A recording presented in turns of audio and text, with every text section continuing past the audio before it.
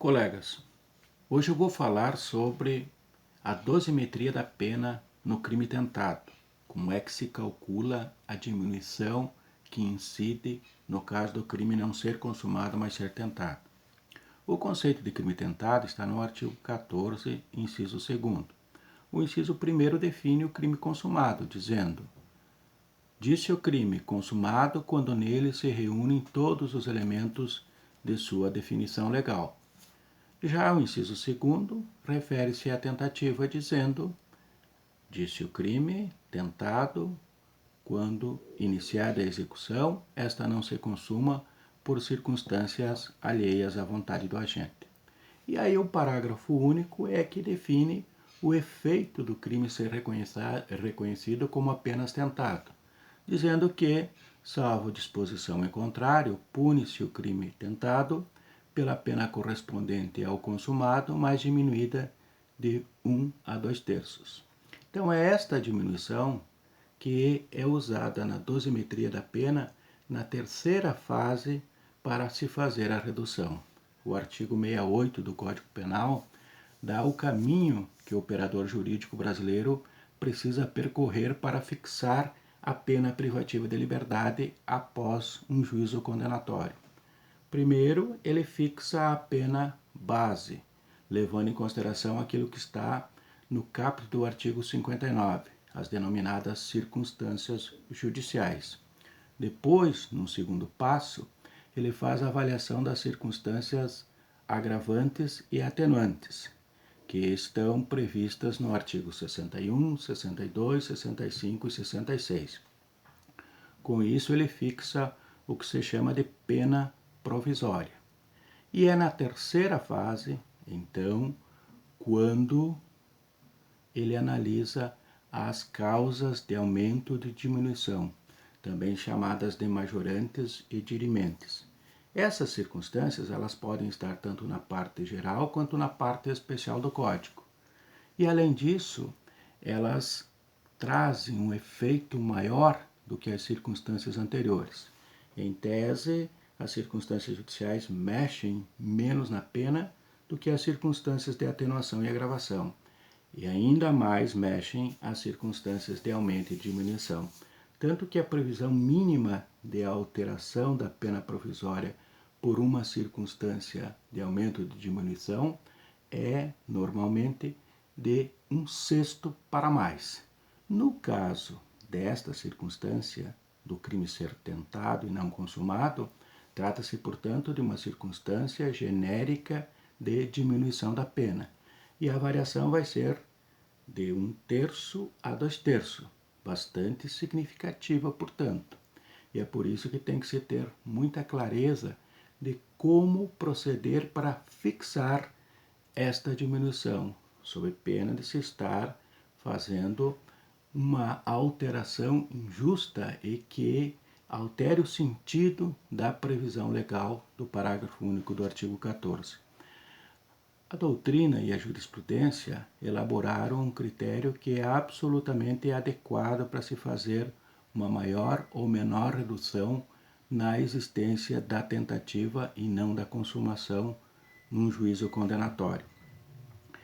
A ideia é, logicamente, bem adequada. Diz o seguinte: o critério para se fazer uma diminuição maior ou menor deve estar inversamente proporcional à proximidade que esteve o agente de consumar o crime que ele tentou.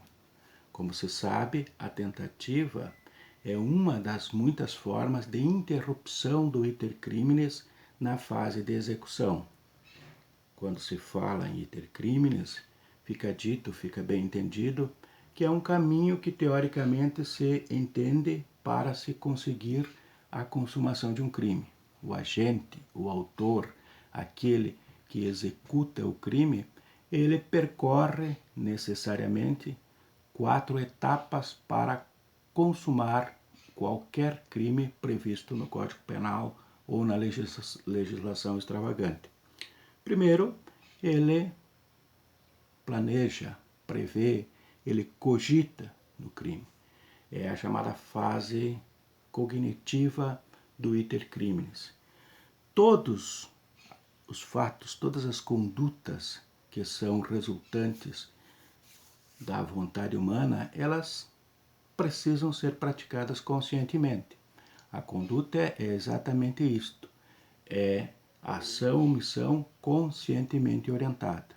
Então não há como se iniciar a preparação de um crime ou a execução de um crime se antes isto não percorreu uma etapa na intelectualidade do agente ativo, uma etapa de cogitação, de pensamento, de conscientização do que irá ser feito ou conscientemente não será feito.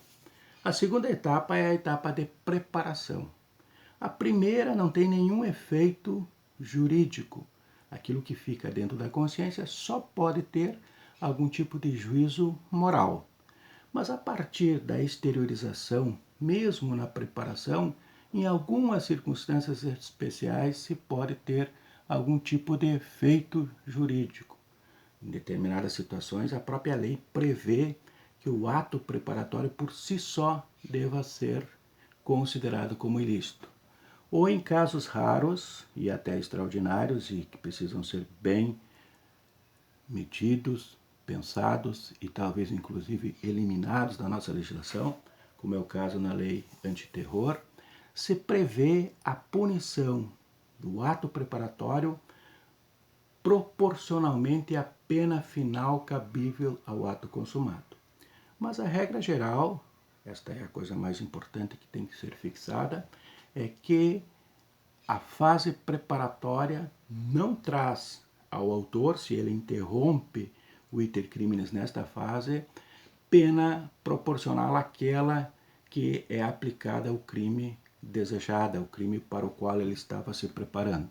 Assim, se alguém compra uma arma para matar outra pessoa e sequer vai ao encontro desta pessoa, ele poderá responder pelo porte ilegal de arma, pela posse ilegal de arma, mas não pelo homicídio. É na terceira etapa, na etapa de execução, que os efeitos são absolutamente relevantes em termos penais, em termos jurídicos.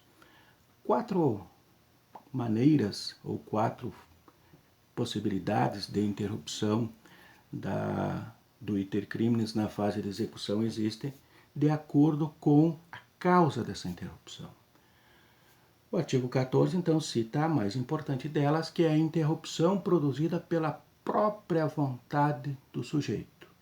O artigo 15 fala do arrependimento eficaz ou da desistência voluntária, que são 2 causas em que o próprio agente impede que o resultado se produza. Na desistência voluntária, interrompendo os atos executórios que são necessários para a produção do resultado, ou no caso do arrependimento eficaz, embora ele já tenha feito tudo aquilo que é capaz de produzir o resultado, o arrependimento tem o efeito de impedir que o resultado se produza. O resultado não é imediato, não é automático a prática da conduta, e neste ínterim, um arrependimento faz com que o sujeito haja para impedir a produção do resultado. Isso se chama, então, arrependimento eficaz. Tanto na desistência voluntária quanto no arrependimento eficaz, o agente não responde pelo que ele pretendia praticar, mas por aquilo que efetivamente fez. Então, se ele estava disposto a matar no início, dá um tiro, acerta na perna da pessoa, tem a oportunidade de dar outro tiro, mas desiste, ele vai responder não por uma tentativa de homicídio, mas vai responder por aquilo que ele produziu, lesão corporal, exposição a perigo, algo que fique tipificado com a conduta que de fato se perfeccionou. Já no caso da tentativa, a questão fundamental, portanto, é que o agente pretendia consumar o delito.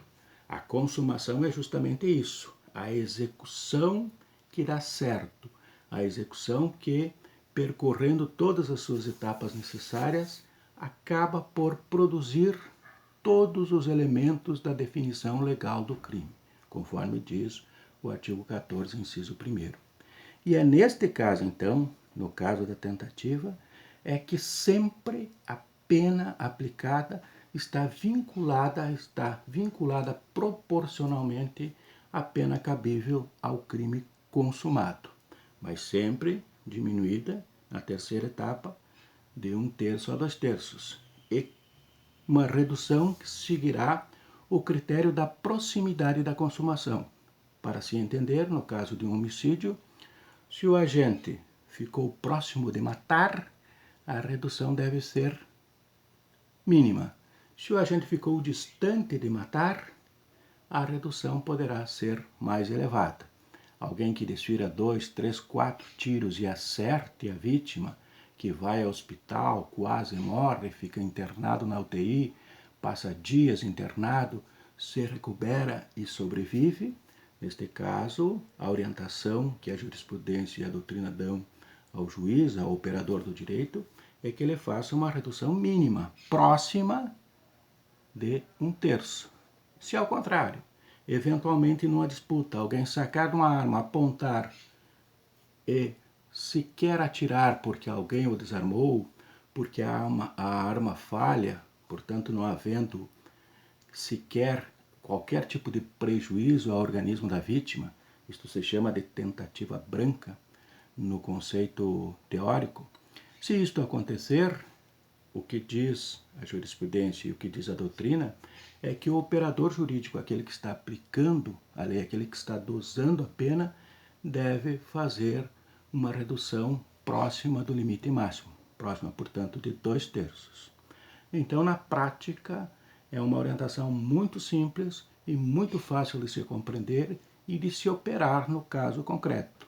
Claro, dentro dos limites da complexidade que sempre é dosar a pena de uma pessoa que foi condenada, porque fazer esse ato sempre requer uma capacidade de interpretação não só da lei, mas das circunstâncias que animaram aquele fato. Sempre é difícil julgar, mas quando existem critérios, quando existe uma motivação lógica, isso se torna menos árduo do que simplesmente fazer o julgamento supostamente em cima de uma justiça material. Na próxima aula, conversaremos sobre outros aspectos.